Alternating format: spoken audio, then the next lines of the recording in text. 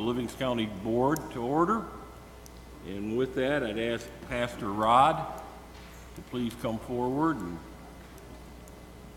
say the invocation.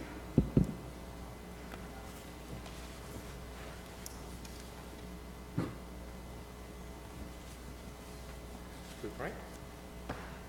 Let's all bow our heads.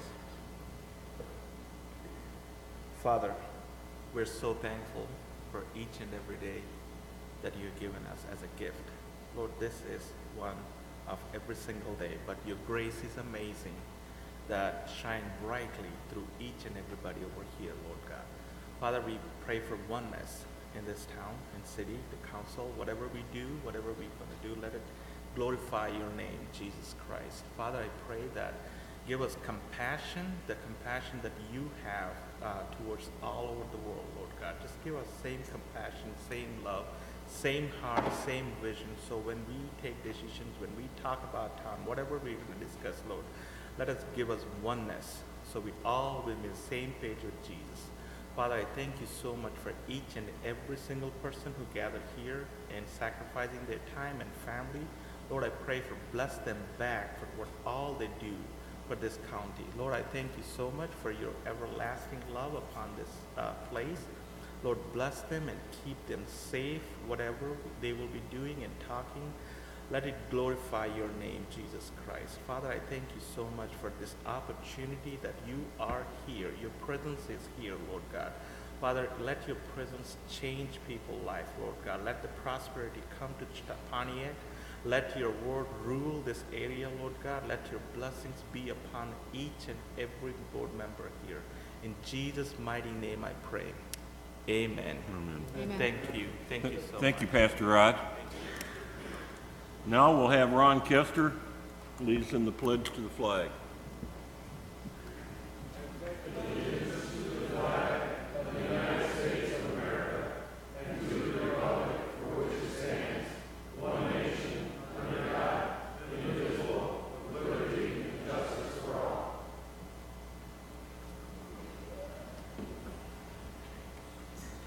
Now, if we could have roll call, please. Arbogast. Here. Weller. Here. Ambrose. Here. Carly. Lovell. Here.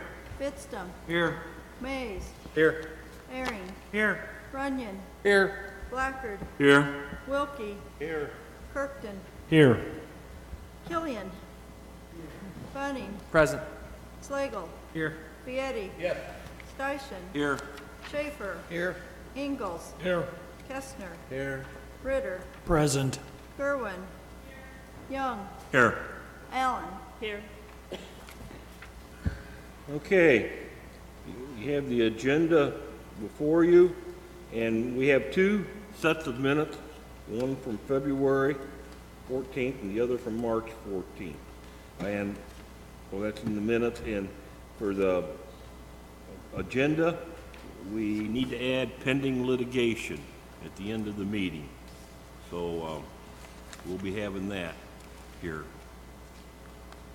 So with that, I'd ask for a motion to approve the agenda. Also move. Wilkie and Kestner. All those in favor signify by saying aye. Aye. Aye. Okay, in the minutes, you've got the two sets. Motion to approve. Bunning, Blackard. Any discussion? Okay. We'll go ahead and all those in favor signify by saying aye. Aye. Those opposed, same sign. Okay, minutes passed. Mental health annual report.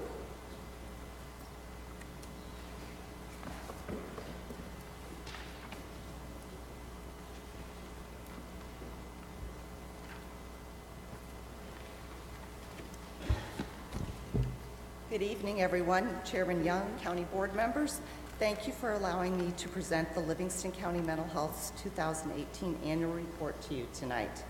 First and foremost, I want to point out the 13 service system principles spelled out on page 3. You all have one on your desk. This is what the Livingston County Mental Health Board is based on. The principles that are stated there of being local responsibility, teamwork, accountability, fiscal continuity, care, awareness. Those are what our principles are, and I stand behind them 100%.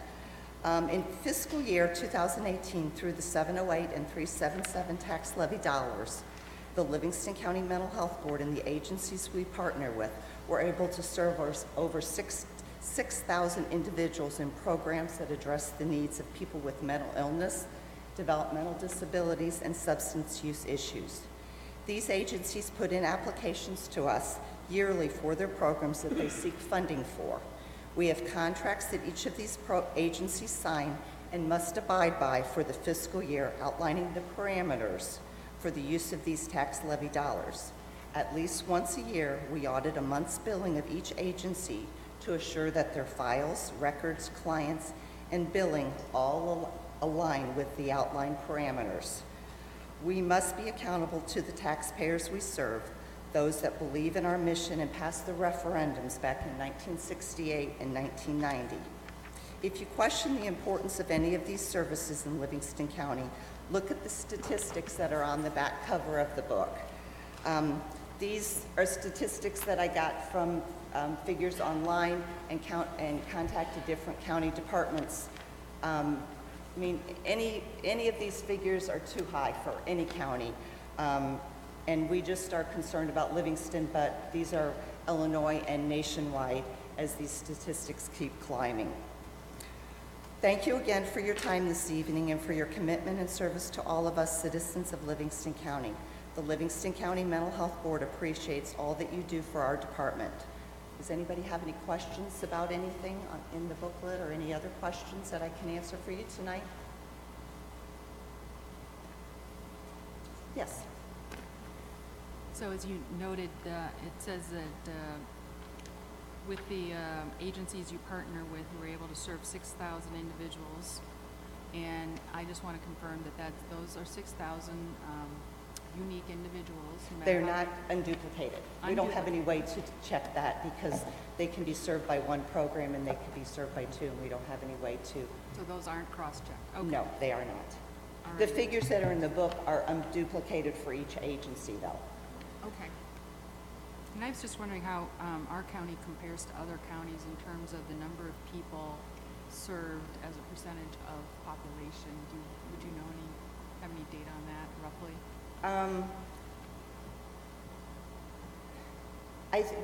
For developmental disability, they typically say that about 10% of the population has some kind of developmental disability. Mental health statistics, I think they are very general, so they'll say like 1 in 5 people have some form of mental illness. I'd have to delve deeper to compare us to other counties.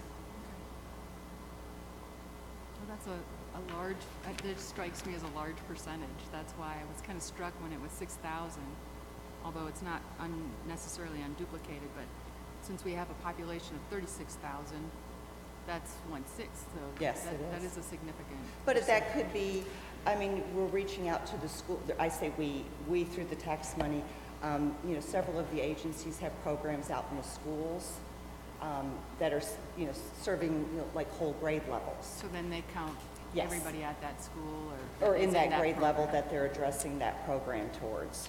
Okay, that's good to know. Thank you. Okay. Again, if you have any questions at any time or want to discuss any things that's in the annual report or any other questions, please feel free to contact me at our office. Okay, thanks. Oh, Go ahead, John. Could you give us like a 20-second with the IHR, the relationship between the IHR and the county services? yes. We fund, I mean, you can see what, let me look at the book here. I would have to, let me go back to the budget for them. Our allocation to them is $535,000, a little over that. Their funding is for services that are not recoverable anyplace else. Maybe people do not have insurance. Maybe it's services within their program that cannot be billed to anything, to their insurance, or not covered. Often things like case management. And And they have several different, IHR has several different programs. They're clinical, they're substance use, they're psych rehab. So it is, again, the priority of our funding is for those that do not have insurance, do not have a funding source, or programs, services that are not billable anywhere else. So if someone has insurance and they're paying 80%, then that 20% goes back to the individual or sliding scale. That's not someone that we would pay for. And these are things that when we audit their files that we're looking, you know, does the person reside in Livingston County? Are all of their treatment plans, their goals, their progress notes, is the staff signing it? Does their bill match what they've billed us for? We don't just turn over lumps of money to any of these providers. They bill us for the service. They show what their billing is for the month. Okay, I think maybe that's it, Chris. Okay. Thank you. Can I Thank have a motion to Vietti and Earring? Any discussion? Okay, you want to roll call that, please, Christie? Arbogast. Yes. Weller. Ambrose. Yes. Lovell. Yes. Fitzdom. Mays. Yes. Aaron. Yes. Runyon. Yes. Blackard. Yes. Wilkie. Yes. Kirkton. Yes. Killian. Bunning. Yes. Slagle. Yes. Vieti. Steichen. Yes. Schaefer. Ingalls. Yes. Kestner. Yes. Ritter. Yes. Gerwin. Yes. Young. Yes. And Allen. Yes. Okay, thank Very you. much. Okay, we're going down to the consent agenda, and there's several items there, and we'll make a motion to approve all of them. We'll go ahead and make the motion, and then if there's discussion, we'll have it. Ingalls made the motion. Is there a second? Second. Who? I didn't get the second.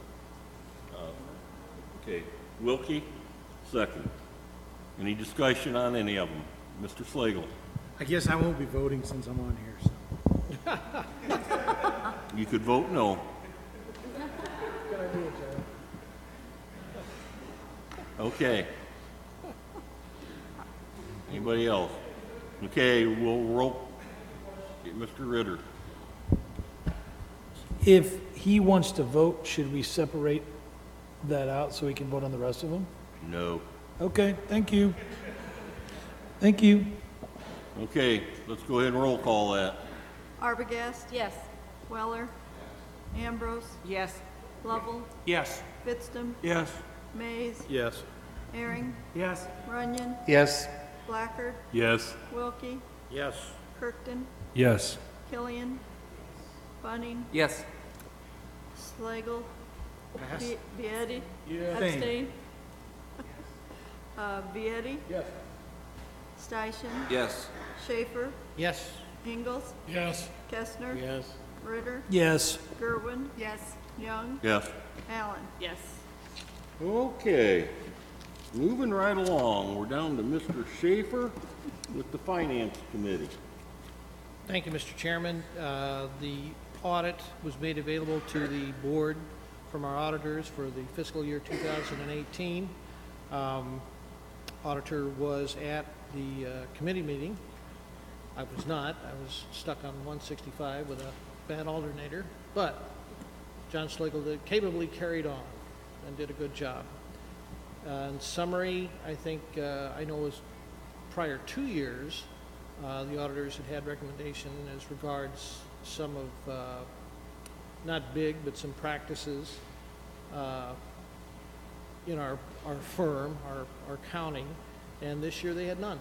So our folks, Diane, Alina, Ginger, and all the department heads done a good job. It was good stead. And in summary, they had no real outstanding remarks, and analysis of the county's financial position, the results of operation. The county remains in good financial position. There are ample cash reserves to prevent cash flow problems. With that, you'll make a So motion. with that, I'll make a motion, we approve it. I'll second. Arbogast, second. Any discussion? Mrs. Gerwin? In reviewing it, I noticed that it said that we were transferring funds out of the Pontiac Coast Fund at about $1 million, very roughly, which is down from 2.5 million at it near its height of when we were, taking a lot of transfers. And the board made a sort of a pledge to try to reduce the dependence on that source of funding because we do not control it. So we've successfully, I would say, gotten down from 2.5 down to 1 million, which is good. But then I noticed also that we are now having revenue of 2.2 million from the prisoner program. So it kind of looked to me like we're less dependent on the landfill money, but now we have another source of income that we are relying on in order to balance our books.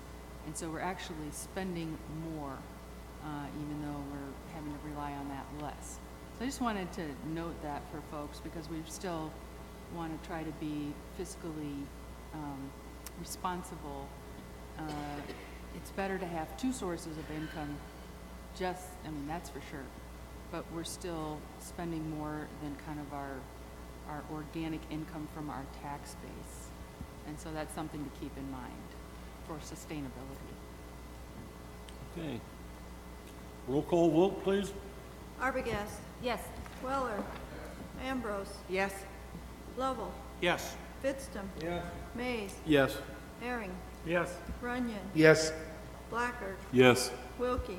Yes. Kirkton. Yes. Killian. Yes. Bunning. Yes. Slagle. Yes. Vieti. Yes. Steichen. Yes. Schaefer. Yes. Ingalls. Yes. Kestner. Yes. Ritter.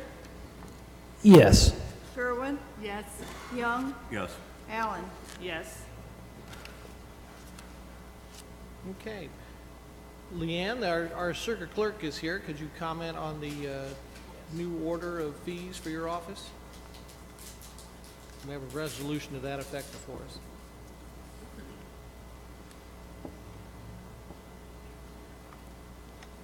Good evening.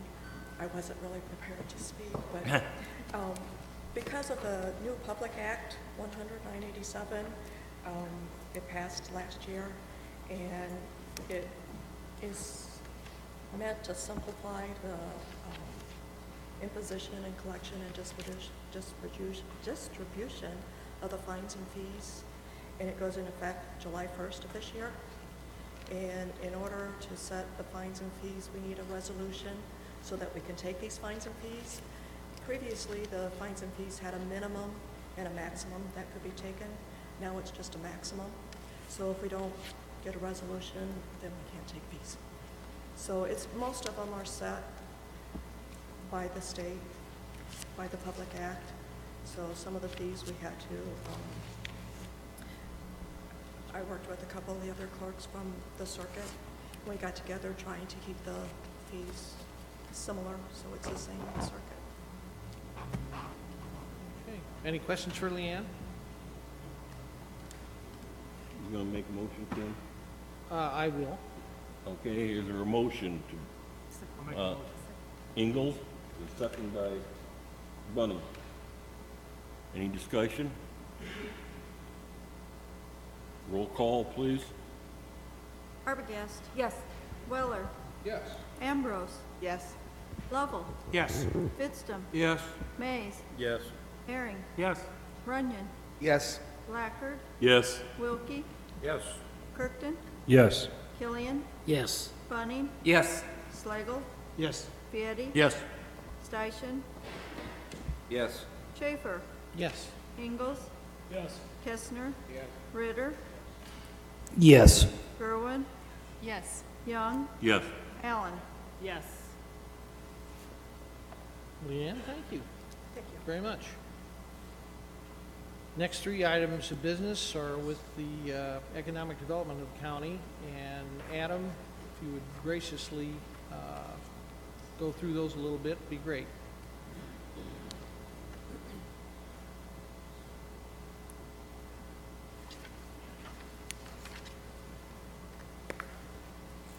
Good evening, Mr. Chairman, members of the board. Thank you for the opportunity to present this evening. The first matter on your agenda is a property tax abatement agreement amendment with respect to Anthony Liftgates, I believe. And we were before the Finance Committee last week. We received a unanimous approval there. The agreement is a 5-year property tax abatement, and it is consistent with the approved property tax abatement matrix, which looks at the number of jobs that an employer either creates or retains. In the case of Anthony Liftgates, they've created about 20 jobs in the last year and a half. They're up to an employment of around 70. Here in the county, they've added over 20,000 square feet to their building. Those jobs are all at a wage of $29,201 or greater, and so they meet the conditions of the property tax abatement. Part of the overall improvements to the building were a parking lot, and the amendment here this evening is to include the parking lot in the property tax abatement. I think that was the spirit of the agreement when we initially came through. The petitioner requested a variance from the city of Pontiac. The variance was for a side yard setback. The city said, in exchange for that, we need you to pave the parking lot, and so within a year's time, you have the 2 new buildings and the parking lot done. The Finance Committee of the school board has approved this, and I'm before the school board next month. The city of Pontiac, I'm on their agenda. 429, I've spoken with their superintendent. I'm going to their agenda, and everyone's verbally acknowledged support, so we're going through the procedure to include the parking lot with the 2 buildings, and that's what's before you here this evening. Is there a motion on that? There is indeed. Ingalls? Yep, Is go there a ahead, Mike. second? Great. Chief? Yep, no, go ahead with Mike. I'm sorry. Go ahead. It's a I need good a problem second. to have. Okay, now I got some. Ritter? Who made it? Ritter? Ritter and, Ingalls made the motion. okay, Ritter got in as the second. okay. Now, any discussion for Adam? Mr. Station. Adam, is that matrix you talked about, the threshold for the income, is that going to be adjusted as, like minimum wage gets adjusted? Say if we go to that $15 an hour minimum wage with a 2,000 hour year, we're going to be above the $29,001 or whatever. Is that matrix going to increase as the minimum wage standard? We have 19 taxing jurisdictions that have subscribed to this, and so we would go back through to all of those 19 taxing jurisdictions, and we'll look at that next year, yes.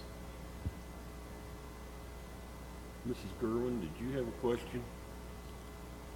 I was just going to explain that although I'm not a big fan of the sort of bribing companies to stay method of doing business, and would much prefer that we would work on getting the state of Illinois to do what they need to do to make this a good place for business, I will be voting in favor of it, as Mr. Slagle has convinced me that we must obey the matrix.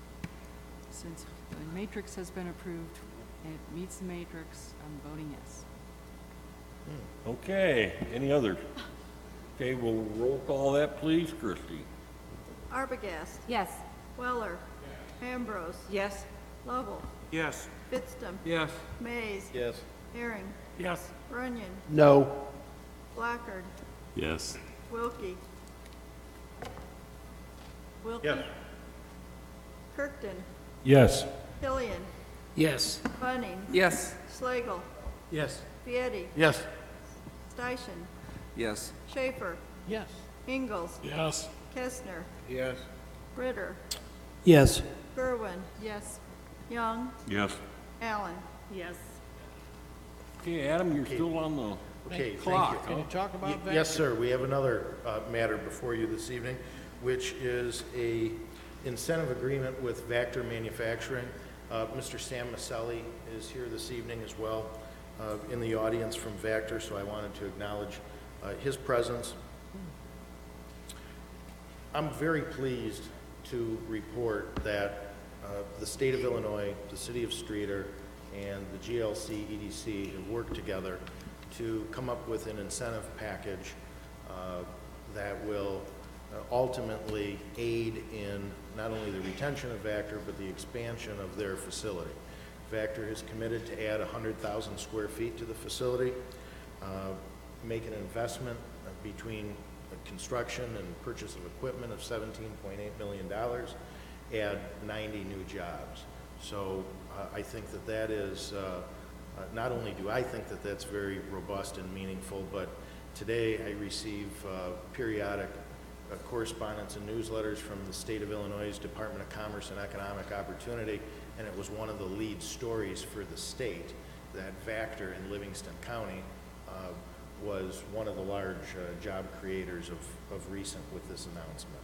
So the grant is in respect for the jobs that are being created by Vactor. As the board is aware, the county has money budgeted for economic incentives for job creation.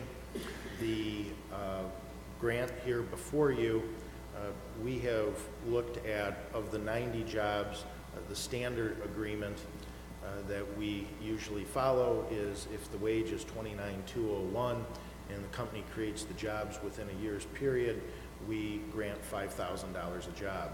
With the 90 jobs being created, that grant under standard operating procedure would be $450,000. Given our cash position, I looked at that and we worked with the city of Streator and we took into account the state's incentive as well.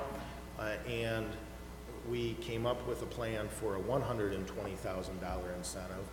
And the logic behind that was we took the $29,201, we doubled it for $58,402, and then Vactor even did one better, and they said, we'll commit to a dozen jobs, highly skilled shift supervisors and the like, and we'll do a pay of $65,000 a year for them.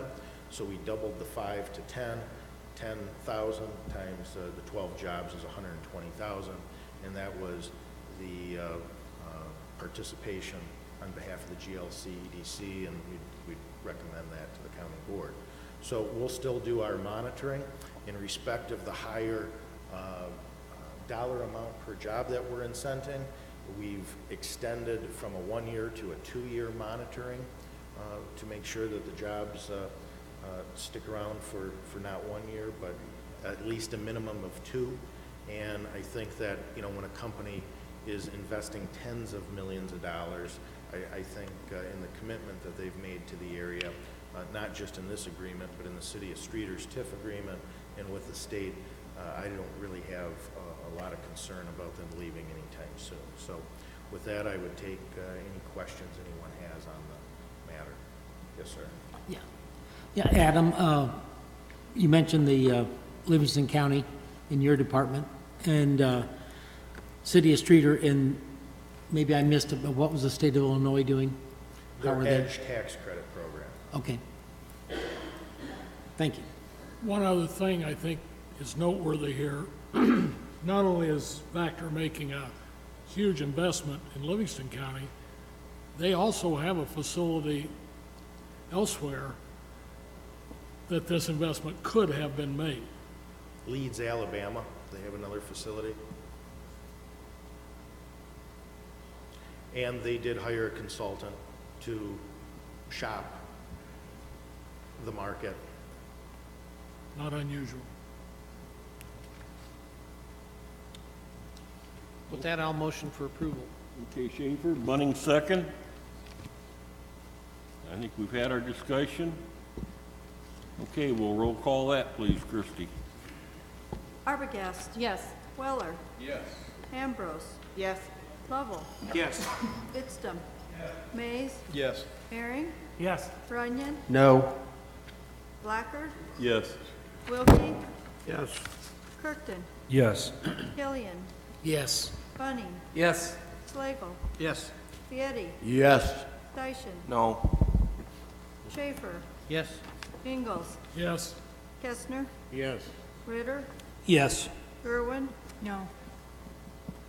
Young, Yes. Allen. Yes. Thank you, I appreciate the board's support, Thank you. as does Vactor. Thank you, and thank Vactor very much. Thank you. Do you have any comment about the extension letter for the TIF district? And I know, is Bob Bradford here, the Village of Sonneman president this evening? Bob Bradford and I were out at the elementary school district seeking their support. I believe PTHS has signed on to it. Kankakee Community College is a taxing district in the Village of Sonneman. Village president has spoken with the college president, and they're supporting it. So, as a matter of fact, the school board is going to call a special meeting here in a week or two to sign off on their letter of support. So this is a 12-year extension to the Village of Sonneman's TIF. And the GLC, Mayor Bradford has asked for our support, and that's customary with the other TIFs around the county. thank you. Any discussion on the Solomon TIF extension? Bunning made the motion. Is there a second? Blackard, any discussion? Roll call vote, please. Arbogast. Yes. Weller. Yes. Ambrose. Yes. Lovell. Yes. Fidstom. Yes. Mays. Yes. Herring. Yes. Runyon. Yes. Blackard. Yes. Wilkie. Yes. Kirkton. Yes. Killian. Bunning. Yes. Slagle. Yes. Fieri. Yes. Steichen. Yes. Schaefer. Yep. Ingalls. Yes. Kestner. Yes. Ritter. Yes. Gerwin. Yes? Young. Yes. Allen. Yes. Okay. Adam, thank you very much. Thank you, folks. Elena, could you explain a little bit about the, regarding the vehicles? Sure. As part of the FY 2019 budget, the county did allocate or appropriate funds for the purchase of 7 new law enforcement vehicles. The county, through myself as your purchasing agent, issued a purchase order in December of last year for the purchase of those vehicles, which totaled about $216,000. We were notified just a few weeks ago that because of a shutdown by Ford shut down their plant in February to retool for the 2020 models. And the dealership that we were purchasing our vehicles through as part of the state bid contract, they were shorted slightly over 250 vehicles. So as part of that, at least 7 of those were ours. So we had already purchased all the equipment for the vehicles as part of that as well. So we issued the RFP, hoping to gain access to enough 2018, 2019 models in order to fill our order. One of our vendors, Central Service Center, I believe is their name, did assist us with locating those vehicles. They were able to find 8, and the 8th was presented as an alternate to the Finance Committee meeting committee for approval, and they did approve those. The total bid is $193,000. That's for the purchase of 8 vehicles as opposed to the 7. And again, that's under the $216,860 that was originally approved. Just let me be clear, on the 8 that we were able to find, were they at more or less the original bid price that we looked at? Okay, so the vehicles that we're getting now they're used vehicles, and so they all have less than 15,000 miles. Some of them have as low as 350 miles on them, but they are technically considered used. So are we looking at a difference in, clearly, warranty? We're looking at a difference in... The warranty is standard, so it's still the transfer of the warranty. It will still be the same. 3-year 36, Right. I'm assuming? Mm-hmm. Okay. We'll and get a then- little bit less out of it, especially for the one that has 15,000 miles. We'll lose a year there, But we saw a savings as a result of us purchasing those vehicles. we do. But we were in a position, because we purchased the equipment at the same time as we purchased the vehicles because of the lead time. It Sure. generally takes us a minimum of 12 weeks to get our vehicles, but it really ends up being closer to 16 weeks. Well, the lead time for the equipment is about the same. And so we had already invested in that equipment well in advance. And so whether or not we do that again in the future, we'll have to evaluate. But in this particular instance, we were caught off guard. So Of course. we and- needed to find these But in vehicles. this instance, it actually worked out It worked in out. our benefit as a result of that. Yes, Yep. yes. Alina, you said these are used, but they're 2018, correct? 2008, there's one 2019. Oh, one? Okay. Okay, thank you. Mr. Willer?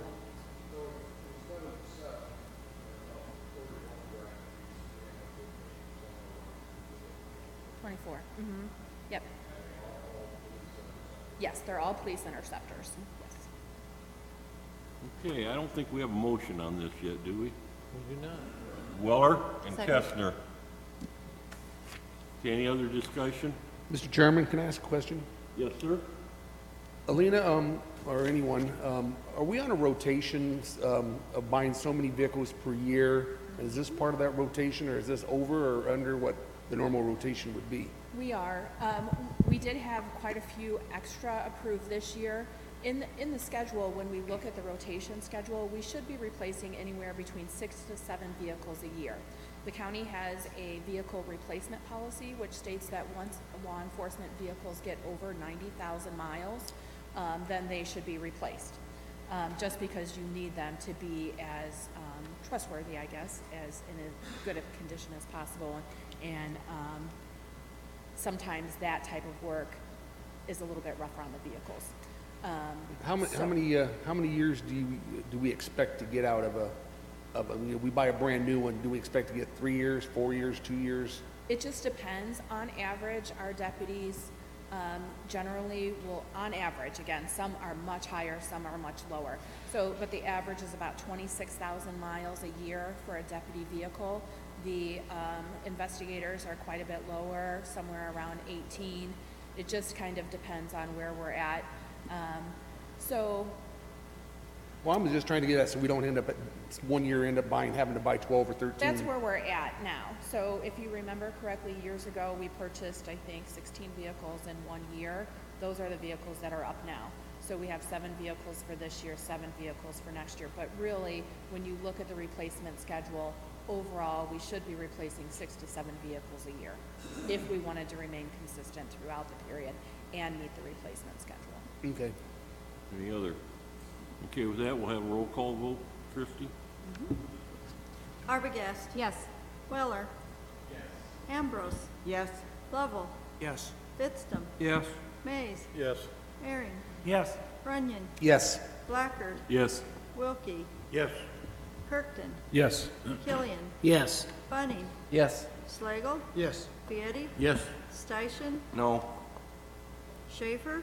Yes. Excuse me. Ingalls. Yes. Kestner. Yes. Ritter. Yes. Gerwin. Yes. Young. Yes. Allen. Yes. That's it, sir. Okay, thanks, Tim. We're going right to Highway. Mr. Lovell. Mr. Chairman, Clay's going to come forward. We've got 6 action items on bridge petition and engineering agreements. Clay? Good evening. So as you can see before you, we have 6 petitions, Nebraska, Esmond, Newtown, Union, Rooks Creek, and another one in Rooks Creek. Both of the ones in Rooks Creek are very close to each other, so we're trying to get those into the same year as when we do the building of them. Each of the others we went through at the committee level and looked at condition of the timber piling that are under several of these, and then several of them are old modified column type bridges. So each agreement, 4 of the agreements are with Hampton, Lenzini, and Renwick, and then we have the 2 agreements that are with Farnsworth. So I don't know if there's any questions in regard to one of these. Anybody got any questions for Clay? Yes. Mr. Killian? Clay, when you go out to inspect these, do we have to have an outside source inspect them like Farnsworth and Wiley, or is it just up to you, or? Are you talking about during the course of construction as we build? Well, I mean, even to say that we need one in Rooks Creek or the one in Newtown, I mean, they, Okay, so do we you do physically the inspect bridge. them with somebody else, or? We do the inspections on the township and the county bridges, and there are some that are on a 2-year cycle and some that are on a 4-year cycle, depending on the age and condition of the bridge. So we're doing that in-house with our own staff. We report that to IDOT. IDOT does every so often do an evaluation and a rating on the structure to tell us whether they're going to post it for a weight limit. And so then we are responsible for getting the signs up or closure in some cases. So we go through those, and then we have another method that we kind of went through at committee level on how we evaluate which ones we bring forward to the committee as replacements. The townships have to have the funding to start with, so that's one of the first criteria available for their share, because they are paying half of the engineering and the county pays half based on the Thank you. petitions. Mr. Ritter? Clay, just a little clarification. When we look at these different bridges and knowing that we're getting into planting season as we're coming through all these things, what kind of a decision-making process do we have on far as which ones get to the front of the row quicker? I mean, or is it just first come, first serve? What is that? So it's evaluated a lot around what the transportation is in that area and what ways there are in and out, just to make sure that we don't have a series of bridges all within a footprint that are posted or have a strong concern for us in that regard. With that type of thing as well for farming applications, we're taking into account ADT is another thing, so how many vehicles per day it's taking is another criteria in it. There's also, we use the sufficiency rating that the state comes up with for each structure, and it's based on 5 elements that are part of that bridge particular to it, whether it's the ratings that we've come up with through the biannual bridge inspections or their 10-year rating on the posting. So that goes into that formula that's a sufficiency rating. And several of these end up in our federal aid program, and in order to be qualified to spend the federal money on them, they have to have a sufficiency rating below 50. They start out as 100, but as they age and change, then they go down on the number. So in order to even be eligible for federal funding, they have to be a 50 or below. Assuming that everything goes well and everybody votes it through and everything's good, how long are we looking at as this kind of moves forward? What kind of a time frame are we looking at for these things? Okay, so most of these, the earliest ones are FY21, and the latest ones are FY23. And that's the federal or the state's fiscal year. So they have potential to be built the year before in that fall of each one of those fiscal years, but most of the time we're hitting the calendar year that their fiscal year is, so 21 to 23.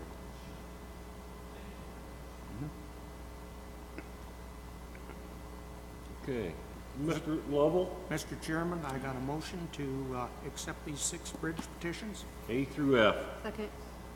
Arbogast, Put the second it, Mr. second. Any discussion on that? Okay, they're all together. Roll call, please, Christie. Arbogast. Yes. Weller. Yes. Ambrose. Yes. Lovell. Yes. Fitstum. Yes. Mays. Yes. Aaron. Yes. Runyon. Yes. Blackford. Yes. Wilkie. Yes. Kirkton. Yes. Killian. Yes. Bunning. Yes. Slagle. Yes. Fieri. Yes. Steichen. Yes. Schaefer. Yes. Ingalls. Yes. Kestner. Yes. Ritter. Yes. Gerwin. Yes. Young. Yes. Allen. Yes. So I had one other thing to share that Steve had talked to me about before the meeting. We had state letting on 3 projects. The Ancona Road from Long Point Spur to Route 17, 3.3 miles. That letting was in Springfield, and it has been in the process of being awarded, and the contract's executed to KVCC. Kankakee Valley Construction. The total bid price was $824,222.69. We had 2 bridges in Esmond Road District, and the first bridge was at $347,256.16. That is going to Toby's Construction, and the other bridge is for $259,317.45, and that is going to H.J. Apple. I want to share that information. Those are projects that will all get built this summer.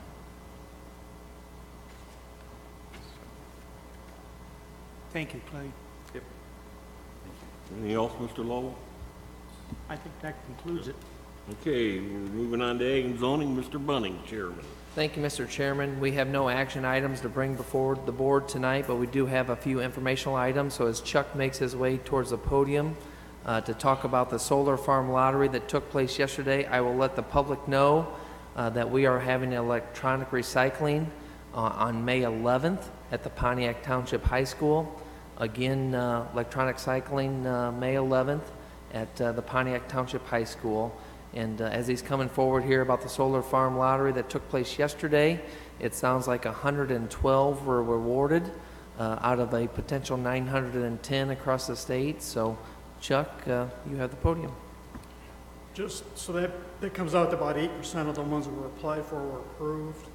We had 8 different farms that were applied for in Livingston County. If you go through it, there was none of them approved for the community solar ones that you, as the county board, approved. So they're all on a waiting list. The 8 that we have are all on a waiting list for those that were not approved, which is obviously 92% of them are on a waiting list to go with that.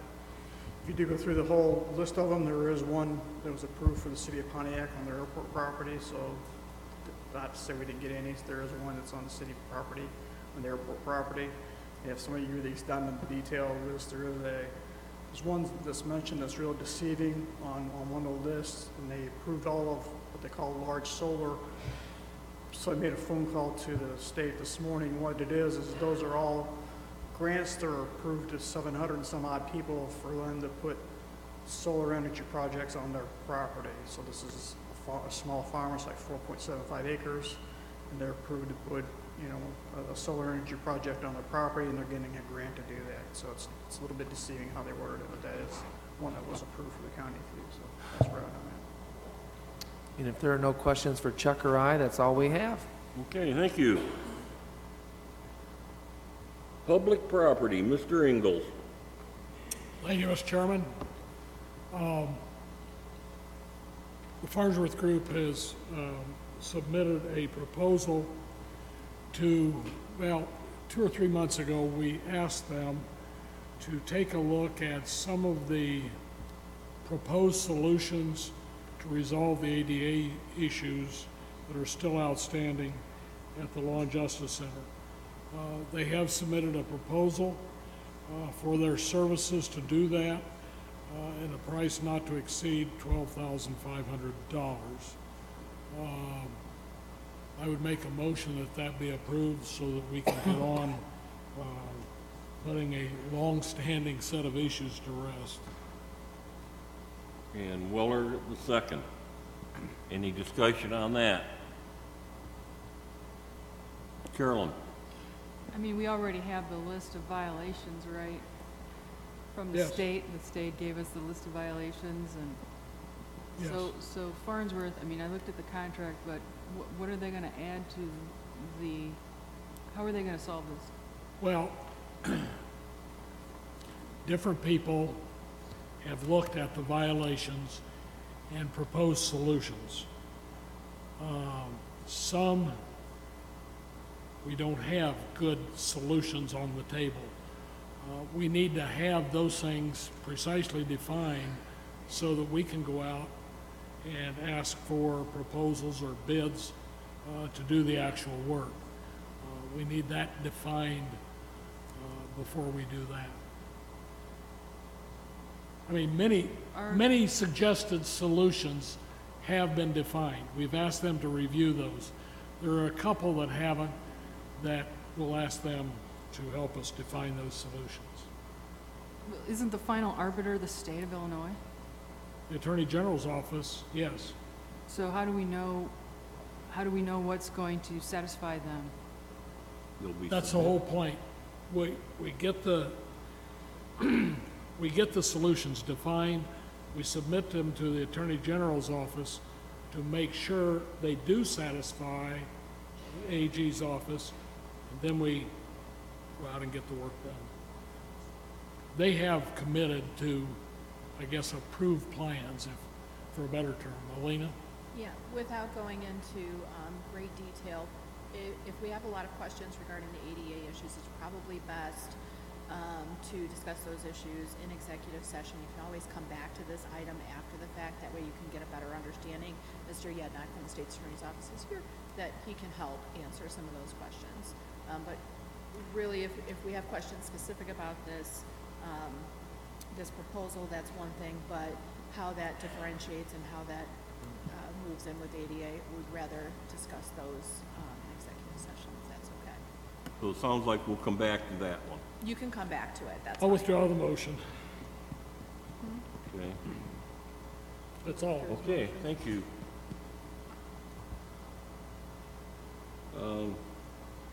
Sheriff Jail and License Committee, Mrs. Arbogast, Chairman. Thank you, Mr. Chair. We have one action, liquor license and mobile home license annual renewal, something we do every year. Nothing's really changed, except for a couple of new managers, and they have checked out, and they're all good. So, same way with the mobile home parks. Nothing's changed there. So, I will make a motion. Yeah, Arbogast made the motion. Second. Who was that voice? Runyon. Mr. Runyon. Okay, any discussion? Mr. Ritter? Mr. Chairman, thank you. I do have a question. I know that we discussed it at Sheriff Jail and License at great length about the Humane Society and working with the dog and whatnot. As I read in the report, we're going to be looking at a contract, and that's what we discussed.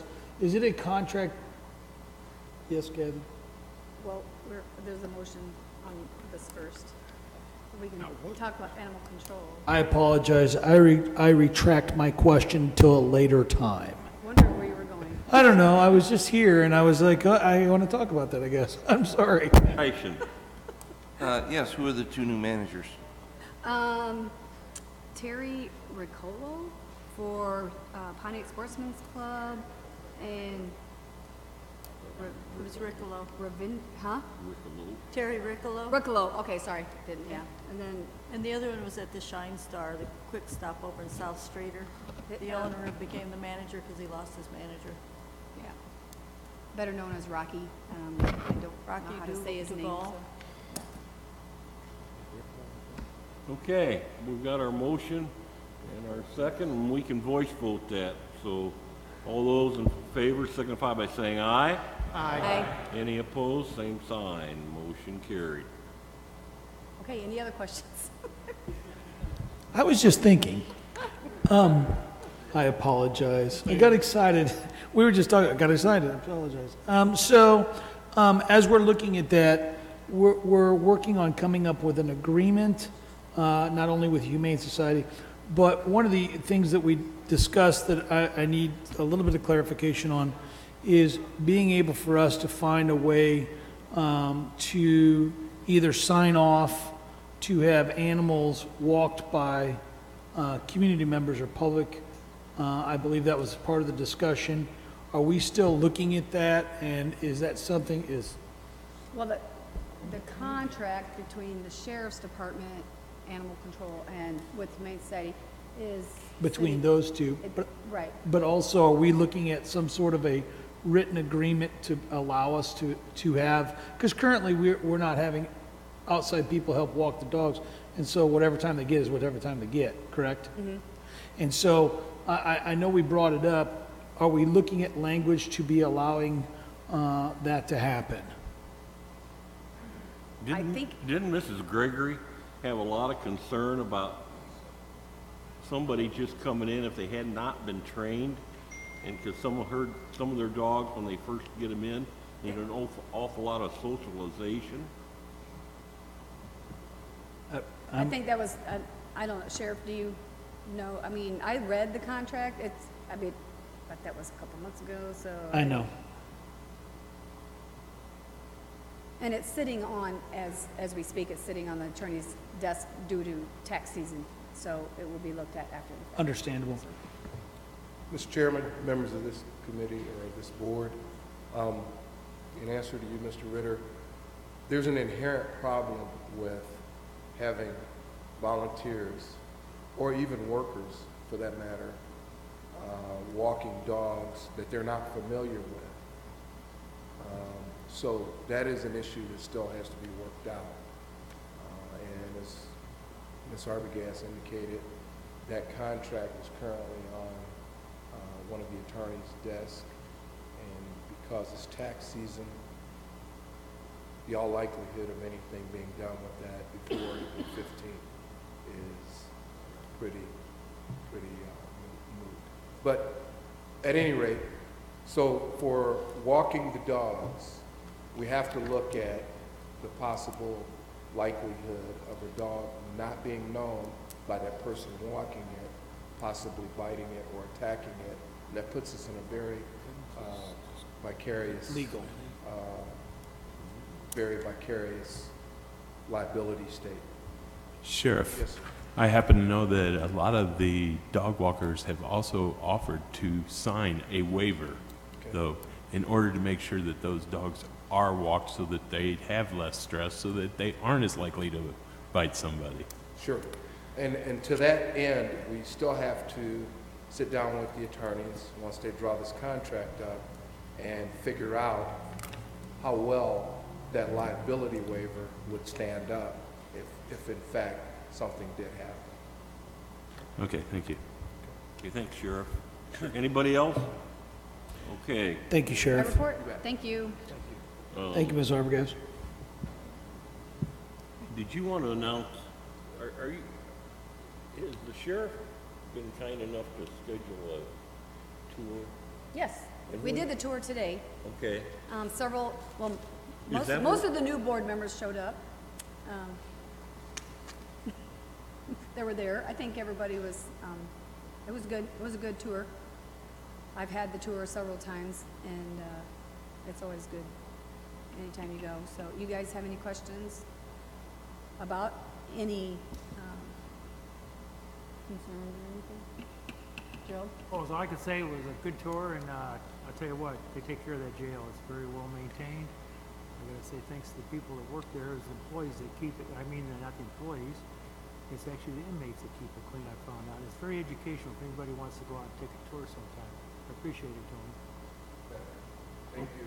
Anybody that would like to come out, take that tour, welcome.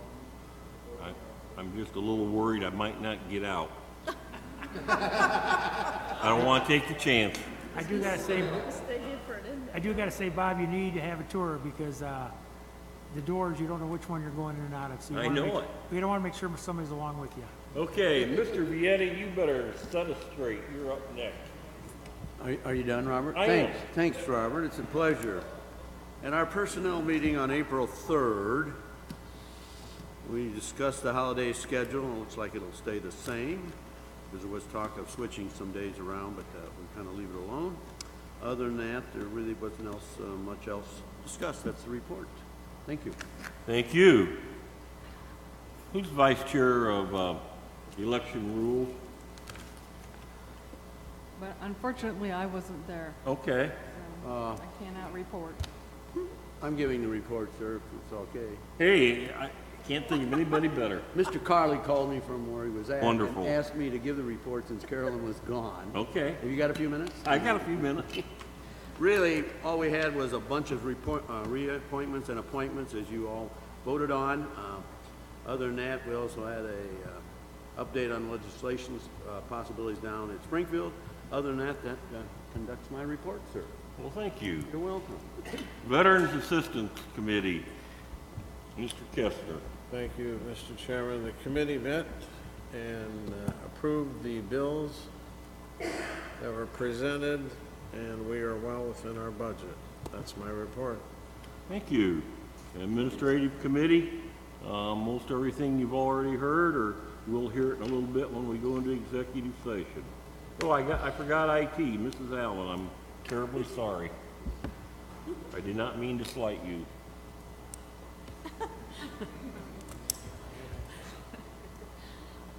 We met on Tuesday of last week, and John reported that he received a lot of reports and information from the state on cybersecurity as they were preparing for the election. And he has had a lot of Spillman meetings held throughout the month. There was also a letter sent to the state requesting funding to upgrade the video arraignment system. Effective June 28th, the bridge connecting DOC will be taken down and the county will not be able to remotely connect until the county's equipment is upgraded. DOC did not upgrade, or did an upgrade, and the new equipment is not compatible with what the county currently uses. An estimated cost to the county would be $40,000. And that ends my report. Well, thank you. Livingston County Housing Authority, Mr. Slagle.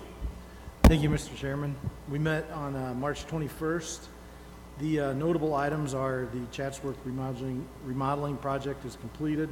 Lots of vacancies, so if you're looking for a nice place to live in Chatsworth, contact them. The other thing discussed was they had a fatal fall from one of their tenants. Joe Vaughn and IHR were very helpful in helping the tenants and the LCHA staff deal with the trauma. And that is my report. Thank you. Okay, thank you. Mr. Station, Board of Health. Thank you, Mr. Chairman. Just an announcement, there's a special Board of Health meeting on Monday, April 22nd, to take some action that some citizens asked the board to consider at the last quarterly meeting. So that will be at 6 p.m. A week from Monday. That's all I have. Thank you. Thank you.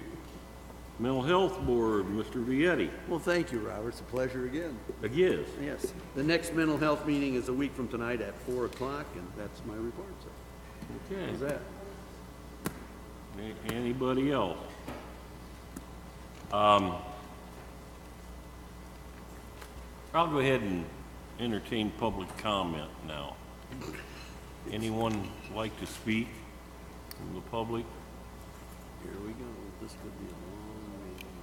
Sure, come on up. Just come up, announce your name, and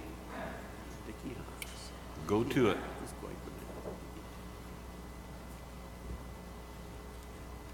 Good evening, everybody. Ed Lipinski, Pontiac. I just don't want you to forget that we're still around here. I'll be short, though. Mistakes, bad decisions, blunders, errors in judgment, we all make them. We make them in our private life, we make them in our public life, we make them at home, and we make them at work. What distinguishes a leader from the general public is what happens next. Do we double down, refuse to acknowledge our mistakes, ignore facts, blame others, or do we look for a solution? I believe it can be simply stated that the county board underestimated the support for the community health care program, reacted by writing their own knee-jerk referendum, failed to acknowledge those results, wrote two more poorly conceived ballot measures, all the time blaming different segments of the public. All this because the board refuses to have an open and public discussion of the program. Maybe this will change. Again, all we ask is that you respond to the wishes of your constituents. A couple of personal notes. Carolyn, I wish you well in the next episode of your life, truly. We may not always agree, but I do respect your willingness to research and engage the public. And I leave you with something that a former county board chairman and good friend told me, which is, if you and I agree on absolutely everything, one of us is unnecessary. So, best wishes to you. And then finally, I'd like to thank the two board members who called our house after the last board meeting and apologize to Joan for the behavior during the end of the last board meeting. That's all. Good night. Thank you. Thank you. Mr. Chairman, board members, Paulina, Christie, my name is Dick Haas. I'm a retired CPA. Born and raised here, gone for a long time, back for several years again now. Retired professionally, but very much active civically. Still trying to influence all the places where I worked before to get able to keep doing a better job every year. It's kind of what I'm going to try and do as far as influencing you folks, if it's at all possible. When I was planning for tonight, I was going to try and touch on two subjects with you. And then I found out this afternoon that I had the opportunity to join board members on the tour of the public safety complex. I want to thank Alina or board members. I don't know who was responsible for making that available, but it was a wonderful experience and informative, very helpful, and I sure appreciate the opportunity, and I encourage you to keep doing that sort of thing. First subject you won't be surprised to know that I feel honor-bound to speak with you about is the home health care and housekeeping program. I don't see any movement. Maybe something's going on that I don't know about.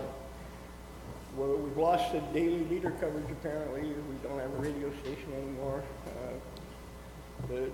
And if you're not going to exercise more initiative and outreach, people aren't going to have any idea what's going on. So I feel honor-bound to do whatever I can individually to shine a bit of a sunshine spotlight on the status of this thing, because we got people with genuine needs who, since December 1st, are left in the lurch. And I think that's avoidable. We got a lot of money for big corporations, but we can't seem, as wonderful a community and board members and citizens as we are, I'm frankly astonished, personally and professionally and politically, that we haven't jumped up and got this thing resolved months ago. But be that as it may, second thing I was going to talk to you about, I didn't get a chance to prepare because I had to hurry, because they don't wait at past 4:30 when they start the tour. I did. Fortunately, got here just in the nick of time. So I want to just very briefly give you a hint of what it is, and maybe I can get a chance to speak to you about this again later. And that's the subject of your external audit. Sorry. As I indicated, I'm a retired CPA. I had the good fortune to serve in a number of really enlightening high-level establishment jobs, federal, state, and local government, for-profit and not-for-profit private sector. I was on the staff of the last two organizations that prescribe the rules that say what kinds of information goes in your annual financial statements, the Municipal Finance Officers Association and then the Governmental Accounting Standards Board. So I've been a lot of heavy auditing background too. So I find myself in a circumstance where I have a great deal of knowledge about really wonderful tools, which if we the people applied them, our elected officials, we could do so much better at running our system of government. We could reverse the decline that a lot of our citizens are experiencing if we would just pull together and basically won't even talk about it and educate and motivate each other. So I feel driven. I'm afraid they're going to write on my gravestone, the damn fool knew what we should do and he didn't manage to find a way to inform us and motivate us before he went on. I don't want that on my conscience. What I will leave you with is that there's a great deal more flexibility than I bet any of you understand in terms of designing and benefiting from your annual audit, both in terms of what the auditors do and what goes into the audit reports. Two kinds of contents. The board, you are responsible for most of what's in that report. Bitch and nickel, most of you didn't see any of those presentations before the end of the year.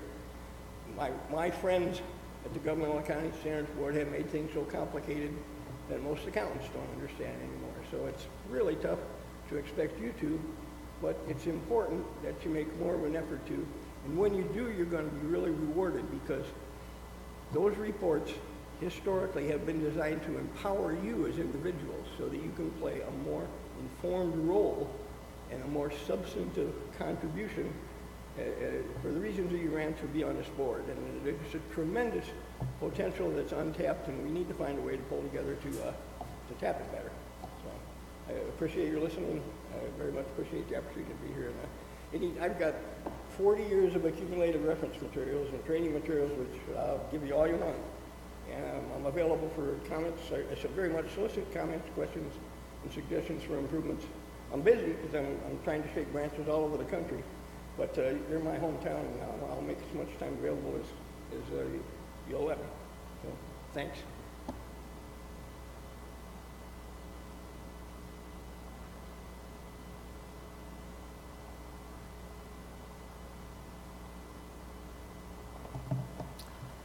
Hello, my name's John Reese from Fairbury, and my request is very simple.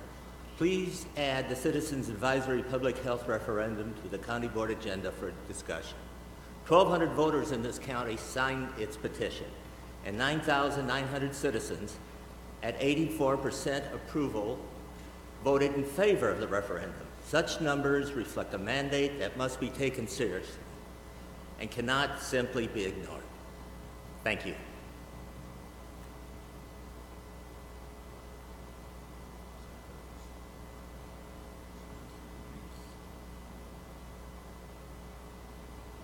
Good evening. I'm Joan Lipinski, and I have been told by a couple of board members that I'm risking the ire of the board if I speak. But I still have to continue to ask if you would please have a public discussion on possible solutions, on looking into things so that people know that you did hear them when they said they wanted a community health care program to be paid for by taxes, not necessarily increased taxes, and so that they will know what you are doing to work for them, for their ideas. I am a voter. I do it because I believe it's a duty and a privilege for living in this country. I also attend various meetings because I try to pay attention to what governing bodies are doing. I don't intend to irritate people by asking questions, but it seems like that happens. I don't intend to disrupt people by sending them emails, but that happens. I know it does, because I don't get responses, and I understand from people who is irritated by those.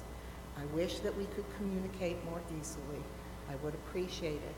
I would appreciate if you will seriously consider having an open public discussion about your feelings about the Citizens Advisory Referendum, what you think could possibly be done, and solutions, but at least letting the public know what your response to them is, besides one person announcing it's not going to be done until the November budget comes about.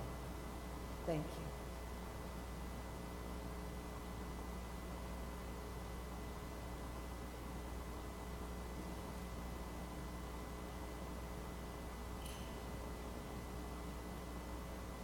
My name is Roy Mackinson. I'm a resident of Esmond Township. I've lived there my whole life, and I'm asking for the county board's help cleaning up the dumps in Hughie. We've been working on this since Bill Fairfield was county board chairman, and we've gone backwards. We've gained nothing. We have a new tenant out there hauling trash in, burning it weekly, putting up with the smell, the smoke, and we live on historic Route 66. What does that tell all the people that's driving through Livingston County? We've got 4 eyesores that everybody sees. I have tours coming from New Zealand, Poland, and they all laugh at us after we give our tour that we have neighbors like this and our county lets this get done. I'm ashamed to say that I've lived there my whole life because you have helped nothing to clean up this mess. That's all.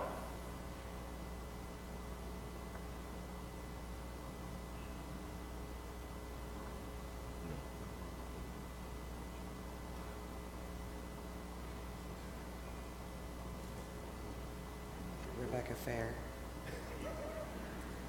I'm going to keep this really brief, but I wanted to thank Carolyn Gerwin for tonight for her public service. Carolyn has served as precinct committeeman, county board member, Livingston County Environmental Association board member, a Rotarian, an election judge, a teacher, an attorney, and very active in her church. As a county board member, Carolyn has always listened to constituents. No matter the political affiliation or what district you are from, Carolyn has always listened. She has asked and answered questions without being demeaning, belittling, or disparaging.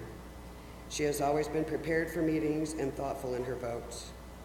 Even when you and I would disagree, I always knew that you did your research and homework and you have always been respectful, calm, and caring.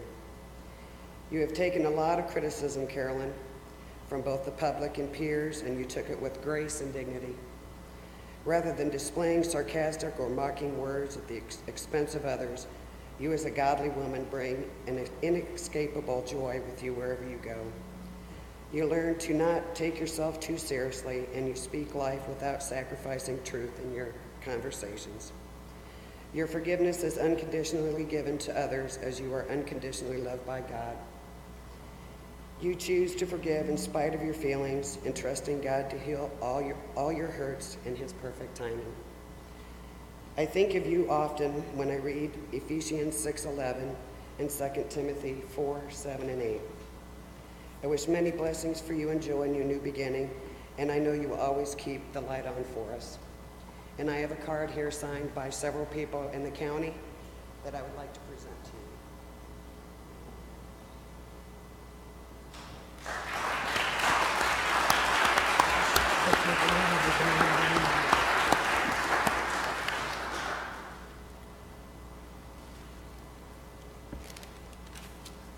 I want to thank Chair Young for the courtesy for us to speak under public comment. My name is Earl Reentz, and I am also here to talk about Carolyn Gerwin. I served on the county board from December 1, 2012 till November 30th, 2014. And not only did I have the privilege, but I had the honor of sitting next to her for 2 years. Now, you got to know that she and I came from different political parties, and you couldn't find two people with different political ideologies than Carolyn and I. But yet, we held public forum meetings together here in Pontiac.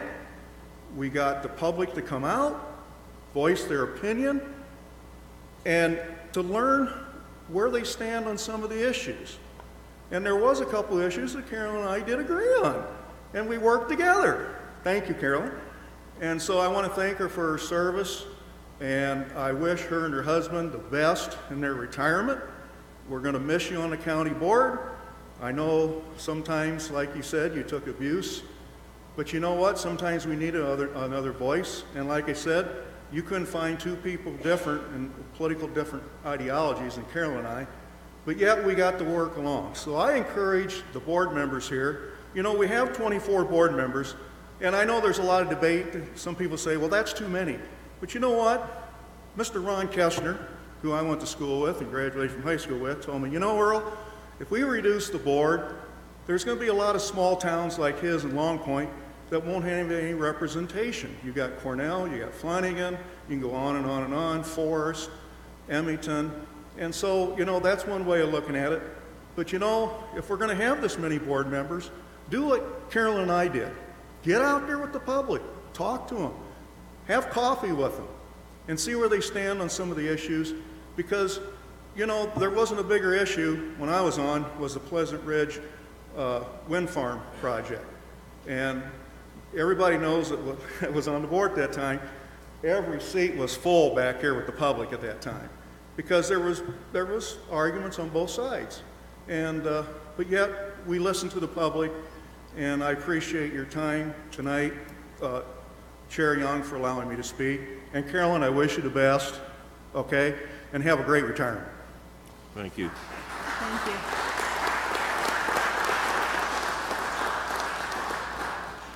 I think everybody's probably figured out that Mrs. Gerwin is resigning at tonight's board meeting. It was announced last month.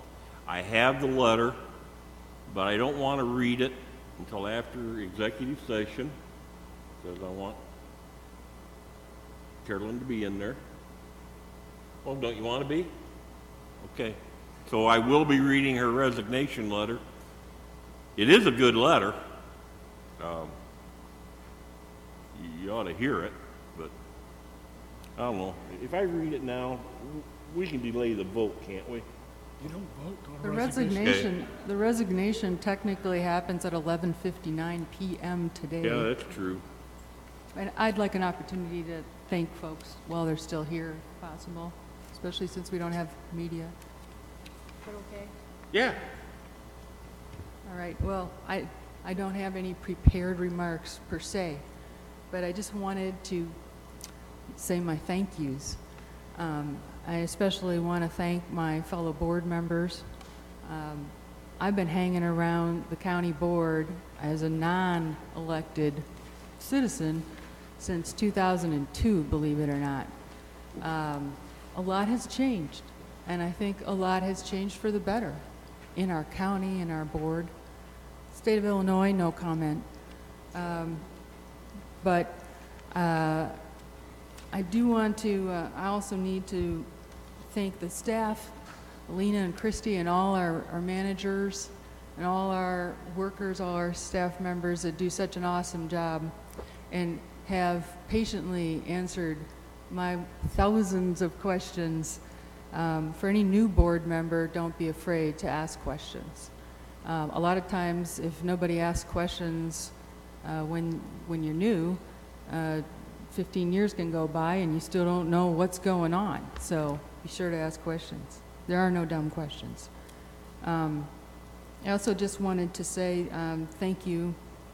It's been an honor and one of the greatest privileges to represent the people of Livingston County. I never would have thought that I would ever be in politics because I'm not particularly politic, but I learned so much. I learned so much. I don't go to many Broadway shows and I don't generally quote them, but I will say that in this case I can say I have been changed for good. Also want to thank all my friends that I've made over the years, the most amazing people, just the most amazing people. I've learned so much more than about government. It's indescribable, really. And I want to thank my husband, who seems to be quiet back there, but who has been a great support throughout the years and has been patiently putting up with a lot, and has traveled with me for political events for both state and local, state, and national events.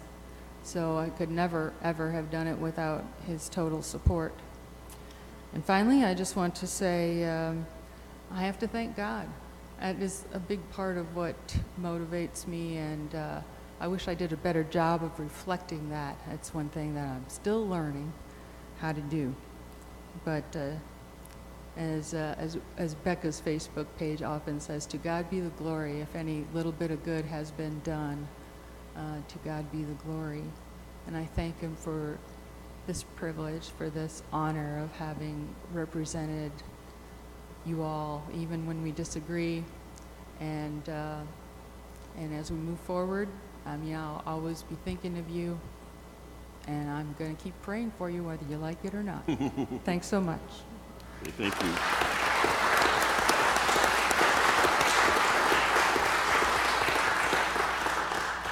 I will read Carolyn's letter now. Dear Chairman Young, please accept my resignation from my position as a board member on the Livingston County Board as of 11:59 p.m. today, April 11th, 2019.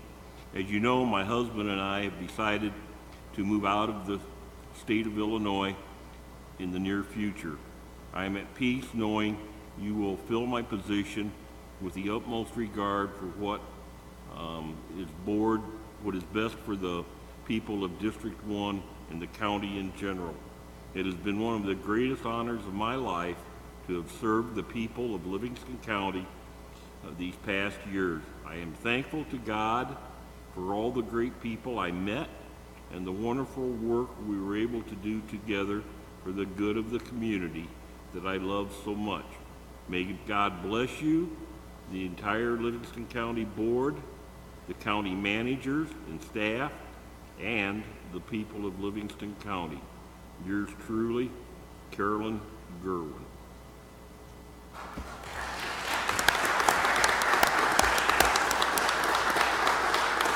And it's not often I say I agree with Earl Rink, but I think I share the same sentiment.